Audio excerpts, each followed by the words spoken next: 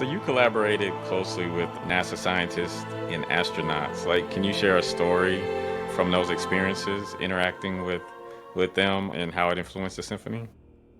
Yeah, well, my first, I guess, big break, you could say, with the NASA scientists was by pure luck, really. It was one of these occasions where I just started researching, and I was seeing a lot of inconsistencies coming through with the science, and it was really bothering me because I'm like, if I'm going to, make this science fact adventure, not a science fi adventure, but science fact, I wanted to make sure that it was anchored in scientific accuracy. And so I remember being annoyed by some of the inconsistencies that I was seeing on the internet. And I turned to my husband one day and I said, gosh, I need to speak to a moon specialist about this. And I didn't know they were called planetary scientists back then.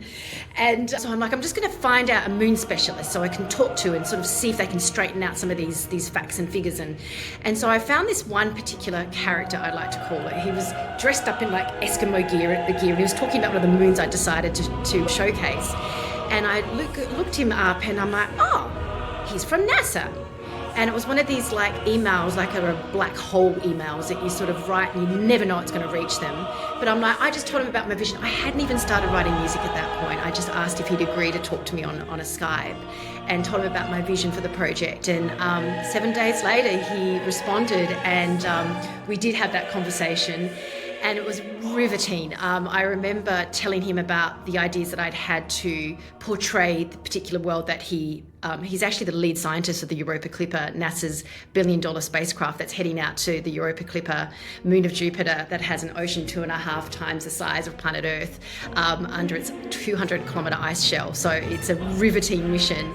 And this was like 7 years ago, LeTroy, that we were having those conversations, and it just got launched last year. So there's a longevity with this the Moons Symphony family of scientists, I like to call it.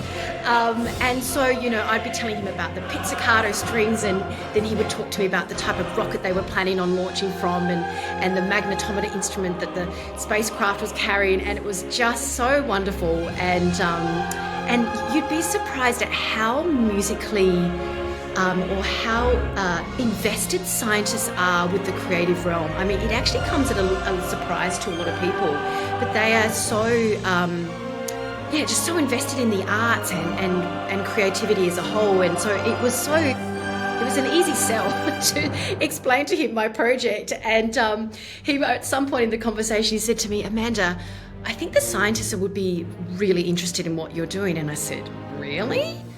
Like, and he said, oh yes, I think they would. Pushplaypods.com